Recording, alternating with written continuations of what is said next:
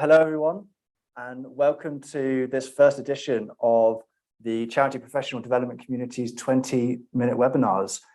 First of all, I want to start by thanking everyone attending for the work that you do for your respective charities. Today, we're joined by Akua Nyame-Mensah, who's going to talk to us about what time is and how we can reevaluate our relationships with time. Akua, please take it away. All right. Well, first of all, thank you so much, Zach, for this opportunity. I'm really excited to share my perspective on this. And, I don't have much time, so I'm really going to try to, give everyone some real thoughts they can take away and some things they can implement right away. I'm just in the process of making sure I can share my screen because I do have some slides that I wanted to share alongside it for those of you maybe who are a little bit more on the visual side. So just making sure that we can get that on here. But today, what I'm going to be talking about is the fact that true productivity is not about doing more. And as I put together this conversation, I wanted to make sure that I made it as relevant for those of you who are watching. So I made sure to go look at some charity statistics, specifically in the UK. And a lot of the things that I saw there, I think, are things that everyone around the world is probably experiencing. I really love cartoons and graphics. So throughout this conversation, I'm also going to have some cartoons and graphics. And I think this one really just illustrates how much productivity really is impacted by those around you. And as I looked into the charity sector in the UK and how people talk about it, it's definitely something that I also saw in resources and in statistics that I was able to find. And so the next two slides, just really simply, are really about how people are very much attached to their work. They really love what they do, but they also potentially could be drained. And I think that for so many people that work within this sector, a lot of times it feels like, this shouldn't be fast paced, right? You don't work within a private company. Why is it that you're tired? But the reality is it's still really hard work and you're doing really amazing things. So I then found the statistic, which I thought was really interesting because right now, all of us are overwhelmed, right? I think all of us are dealing with so many different things. And what this stat, just really shows is that specifically, even in the UK, that there's really this perfect storm of pressures. There's so many things that are happening at the same time, beyond the pandemic, right? So many more people need help. So many more people don't have the resources. And that's also what we see in the charity sector as well. So I just wanted to use these really to buttress this conversation and, think about it from this perspective of time and really recognizing that how we feel about our time and what we do with our 8 hours has a massive impact on how we feel after those 8 hours. And I always love to use the concept of 8 hours because we tend to work about 8 hours a day. So what are you doing with your 8 hours? Just take a second to reflect on that. And how do you feel within those 8 hours? So to begin, right? And this conversation really, I think, is about productivity. But to begin, what is your definition of productivity? For some of you, it might be around efficiency. For some of you, it might be about input and output. But what I would really love to recommend is that you take a second, maybe to reframe or to create your own definition of productivity. And this is the initial one that I put together. But I realized, though, for those of you who work, especially within the charity or NGO sector, the fact that you're contributing to your purpose actually might be an issue. So maybe we should add something here where it's not just about contributing to your purpose, but making sure you're not doing it at the detriment of your own health, your own well-being, your emotional, mental, and physical health.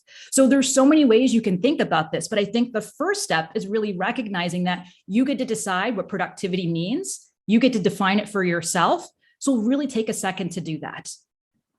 So the main unit of measurement that we use to determine whether or not we're productive is this concept of time. And in a few slides, I'll share a little bit more about what that is, right? But it really is actually made up.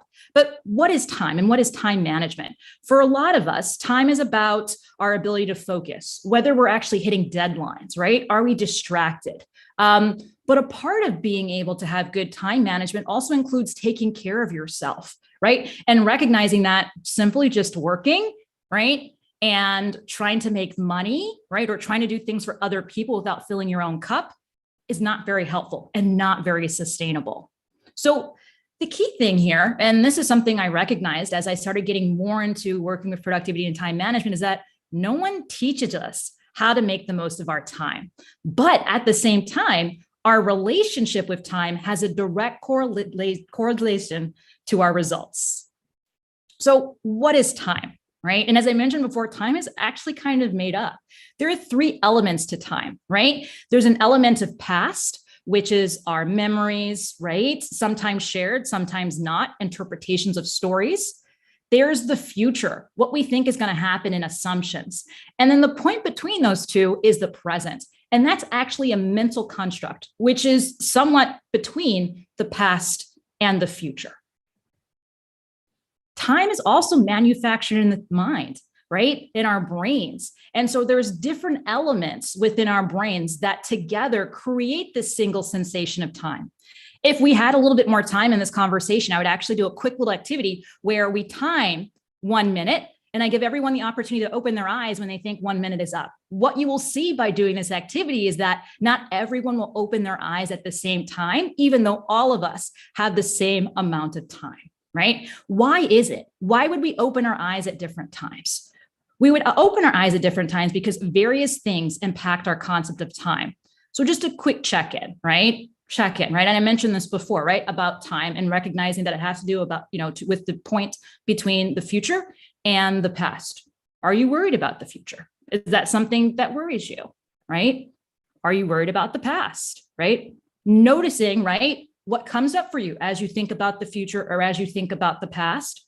And I think a huge part of this is acknowledging and recognizing that it's okay. It's okay if you're worried about the future. It's okay if you're worried about the past, but it's really important that you try to really focus on what you can actually change, which is the present, which is right now, right? You can't predict what's going to happen and you can't change the past, but what you can do is really plan for it in the present. And from my perspective, that's what time management is all about. And as we talk about time management in relationship to burnout, that's what's really important, changing something now. So a key part of being able to do a good job of this is a concept called mindfulness, right?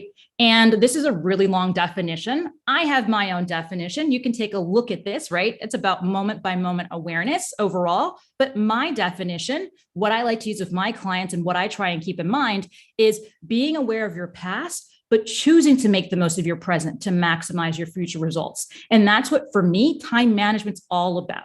If you want to do something differently, it's recognizing that you are here right now. So checking in, right?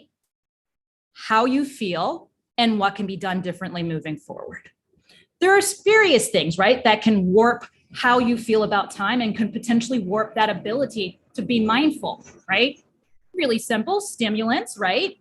Maybe drink a Red Bull, have some coffee. That could change, once again, your relationship with time. So maybe if we did that time exercise of 1 minute, you'd open your eyes quicker because you have this sense that things are happening faster.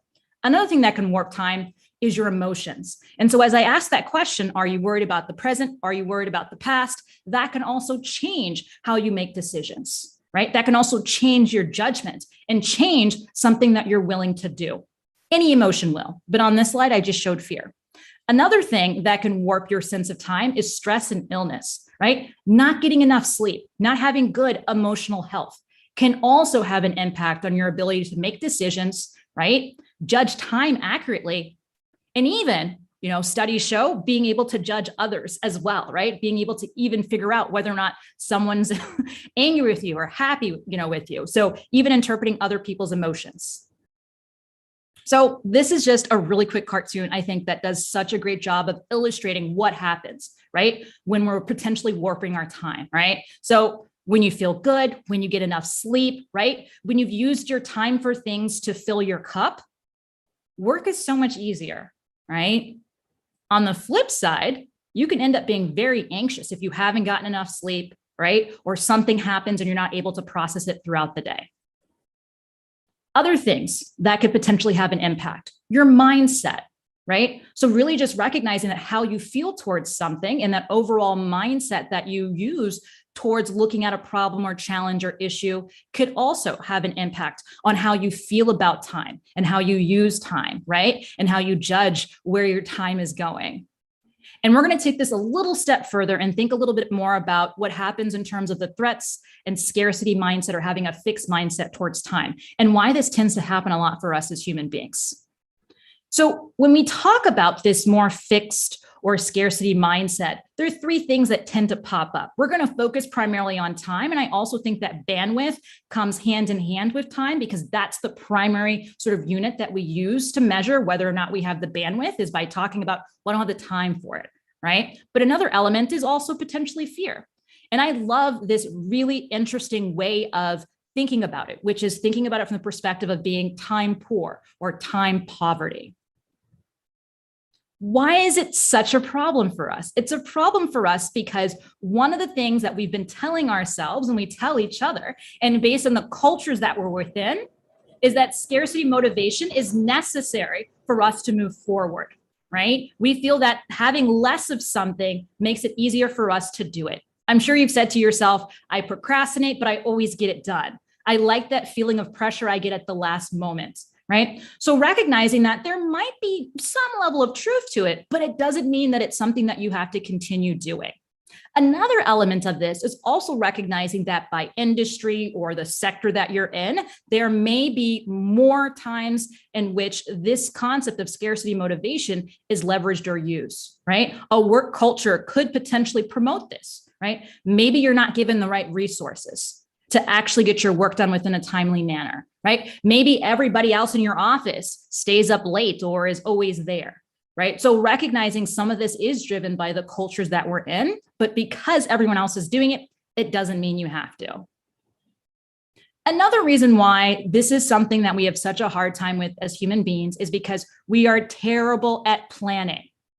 Everything takes longer than we think it will, and most things cost more than we also think it will as well.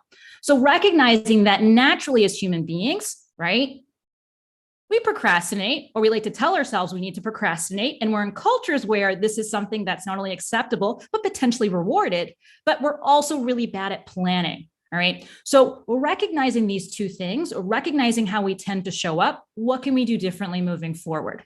The first is really recognizing that even if we're within a culture that doesn't necessarily promote healthy balance, and once again, you get to define that for yourself, we can always try to reframe things, right? You don't feel comfortable enough to do that, that might not be the best environment for you in the long run. So recognizing something that maybe you're willing to do at 25 is maybe something that won't work for you at 30 or 35. So these are just some quick examples of potentially shifting, right? A story that you've told yourself about what's possible. Telling yourself, I don't have time to go to the gym, and maybe shifting that to my physical health is a priority and I want to operate at my fullest potential. I'll be better at work if I work out, right? I'll feel better about myself. I'll be nicer to other people if I work out.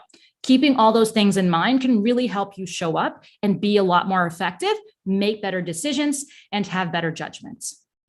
Another thing you can keep in mind is defending personal priorities with boundaries. And boundaries are not the easiest things to do, but really just recognizing that by having boundaries and getting really clear on when you enjoy working, when working on certain items makes the most sense to you, can really help to make sure you're showing up and being really effective and productive, however you want to define it. Another thing I always recommend when it comes to thinking about productivity and time management is blocking your rest and breaks first. Making sure that your holidays are in there, blocking out your calendar for lunch if necessary, and recognizing that you don't need to work hard to get a break. In terms of thinking about planning, right? We're human beings. So just remind yourself that things tend to take longer and might be more expensive. And just keeping those two things in mind can help you go really, really far. So some key takeaways. Time is a product of the mind and can be impacted by how you feel, right? Time is also very cultural, right? We compare ourselves to others, and for the most part have learned that time is against us. But we can unlearn these stories, we can unlearn these perspectives and shift our mindset if we're intentional. Thank you so much. Amazing. Thank you, Akua. I'm interested about our relationship with time and how that relates to burnout. So I wondered if you could speak a little bit on that, because I think it's something that in the charity sector we're all quite aware of, especially in the current climate. Yeah, I think it's such a good question. And as I was putting together this presentation, I actually thought to myself, maybe I should have like shared something more about burnout. But I think burnout is such a complex topic that 20 minutes wouldn't do justice to it. And that's why I wanted to focus really in on one particular element of burnout, which is more about what they describe as like workforce management. So a huge part about burnout is actually being able to manage the amount of work that you're doing in relation to the amount of rest that you do. And to me, productivity is really about that piece. But there's 6 basic elements to thinking about burnout. I'm not going to know all of them off the top of my head, but workload management is one of them. Another one also is a sense of fairness. And so this is why I think, when we think about the charity sector, it's such an interesting topic, because in the case of the charity sector, a lot of people are very connected to what they do, right? There's a sense of fairness and justice to a certain extent about what they do for others, but maybe not within the organizations they work with. So it's a sense of fairness and justice, workload management. What else is part of it? Like I said, there's 6 elements to it, and I'm blanking on the rest. But there's also sort of just this element of, feeling like you're getting what you need in exchange. So there's an element of recognition as well sometimes. And once again, within the charity sector, you tend to get that recognition in some ways, maybe not monetarily, but you might get that recognition and or that feeling of this feels good. So then it makes it feel weird when you're saying like, hey, I don't have the capacity to actually work more, right? So it's even harder for you to take yourself away because there's all these feel-good hormones that do come from the work that you do, in addition to actually having an amazing impact as well. But burnout really is, it's more than stress, right? So it really is a prolonged sense of disconnection a lot of times from what you're doing. So you end up going from being maybe potentially very excited to maybe, quite upset and annoyed to then apathetic. So you sort of go through this 3-step process. And it comes from feeling like things aren't fair. You're not getting the recognition. You don't necessarily have as much control over, your workload and those types of elements. And as I said, once again, the charity sector, I feel like that's quite difficult because you might feel really good about what you do, but what you're getting in return and the rest that you're able to get might not be there. So it might look very different, right? Burnout within the charity sector might look very different for burnout, maybe for someone who works within a bank. No, I think that's right. And I think you touched on in the talk and just then as well about setting those boundaries for rest. And I think that's very important. And I think for me, it's something which I've struggled with when I've set boundaries about making sure that I keep them. And I wonder if you have any very quick fire practical tips for how you interact with someone who's perhaps encroaching on those boundaries. Maybe you set up an afternoon for deep work and someone wants to set a meeting. How do you politely decline those sorts of meetings? Yeah, that's a really good question. And that's why, as I was putting this together, I thought it was very important to also mention the cultural aspect of it or the work environment aspect of it, because that's really big. So it's going to depend on the culture, the environment that's being set. How you respond or how you set those boundaries might look different depending on where you are within that organization, right? So I do executive and leadership coaching. So that's typically a little different. A lot of times I'm working with people who could say no, but they just don't.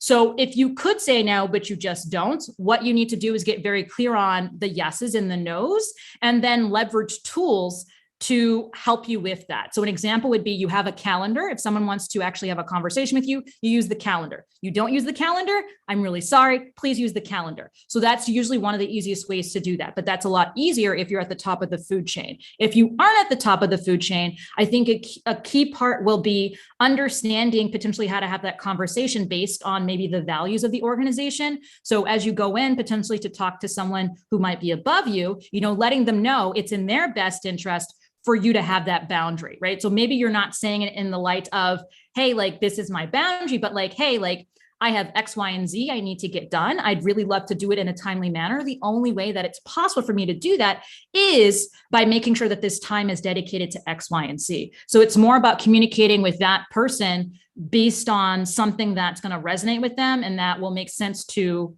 them to a certain extent. So there's something in it for you if I have this boundary. Right. But you're not saying it's a boundary necessarily. Right. But if you're at a higher level, this is my boundary. You could do that. Yeah. But a lot of this is modeled, right, by those above you. And that's why when we talk about burnout and we talk about time management, and even as I read more and more about the charity sector in the UK, right, it's, you know, even one of the pieces I had in there, I didn't read all of it, but he's like, it seems like everybody does this. And because everybody does it, you sort of also get wrapped up into feeling like that's the right way to do it. And the reality is that there's no one right way. And if everyone does it that way, everyone's going to be burnt out, and like nothing in the long run is going to get done.